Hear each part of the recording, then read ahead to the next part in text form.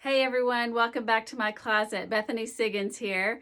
Glad you've joined me once again. We wrapped up our series on personal style last week, and this week I thought I would touch on number one, transitioning your wardrobe to fall and your look to fall, and number two, getting more from your wardrobe.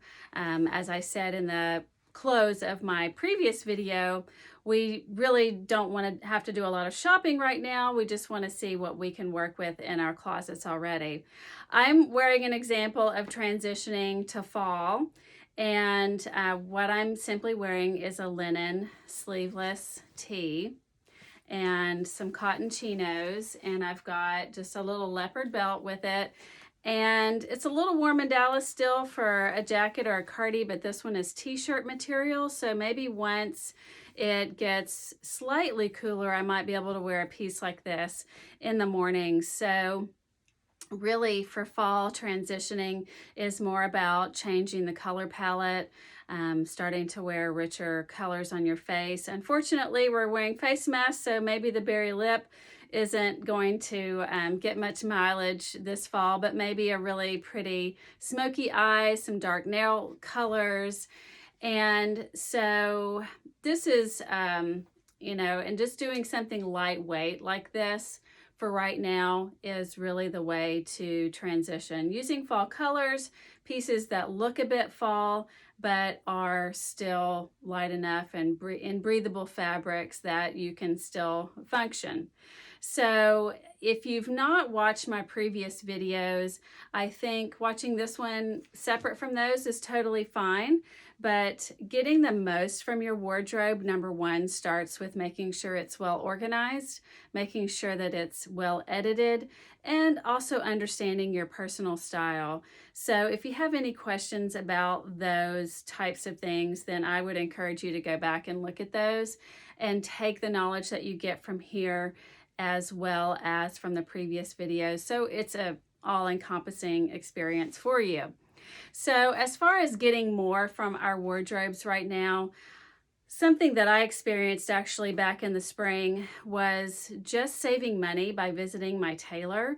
I did a little bit of shopping in a store in early March before things shut down. Of course, we didn't know that was going to happen.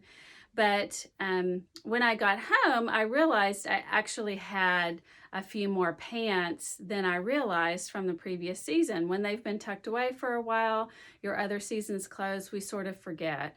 So I saw that I had a lot more pieces. I tried them on. Some things needed to be tailored. I took those to the tailor. And so really that one shop that I did in the spring, early spring, kind of took care of my wardrobe, just a few refresher pieces. I know that some of us keep pieces in our closet that are a little larger. Sometimes we fluctuate in weight. That may have occurred because of our quarantine. So if you had some pants for fall that were a little bit big, they might fit right now, or they might be only one size away. So my first tip would be to visit your tailor, try your things on that you really do think you would wear, you would enjoy wearing, and just spend a little bit of money tailoring a blazer, a pant, a skirt, rather than going out or spending time online trying to find those pieces. You already have them, they just need a little tweak. My second tip for getting more from your closet is to remember to layer. Of course, I always enjoy talking about the third piece, which is what I have on here with this jacket. Something that we don't often think about is under layering a piece. And I've got this cute little t-shirt dress, and it's short sleeves, and it's perfect for early fall. But once it gets really cold, then suddenly it might need something else with it. It's a thicker, almost a sweatshirt material, so it's a little difficult to put anything over it. So this is when you might get a slim tee to go under this piece. And the other thing that I've enjoyed doing after spotting a friend doing it is just putting something skinny under it, because it does feel a little short to me now, and I was just about ready to purge it, and then I saw she was doing a pair of skinny jeans over kind of a shorter dress, and I thought, oh gosh, that's what I'm going to do. So think about underlayering as well as overlayering with your wardrobe.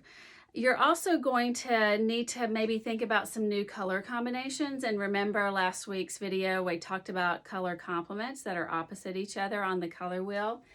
But don't discount colors that are very close to each other on the color wheel. I've got pink and a deep red here, which you might think, oh, I don't know about that, but look for some pieces in your closet that are close or similar in color, but not exact. See how this is deeper and this is lighter. So you've got an interesting color combination going on there that maybe you weren't already doing. You might have just been doing this with a white top or a black top, or, you know, our standard black or white.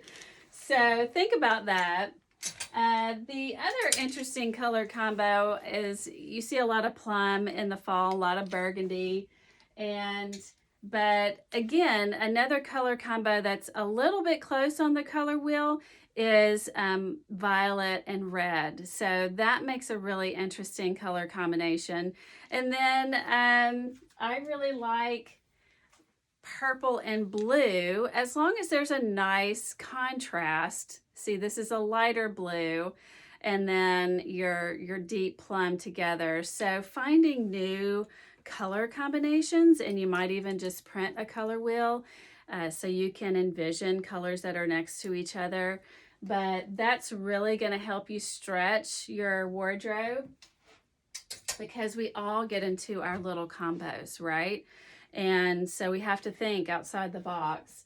My other idea is to, you know, not shy away from monochromatic or very close to monochromatic. I'm wearing white with a pink here.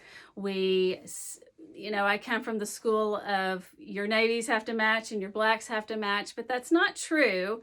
You can put two blacks together that aren't a perfect match. And I like the fact that we don't have to live by those old rules.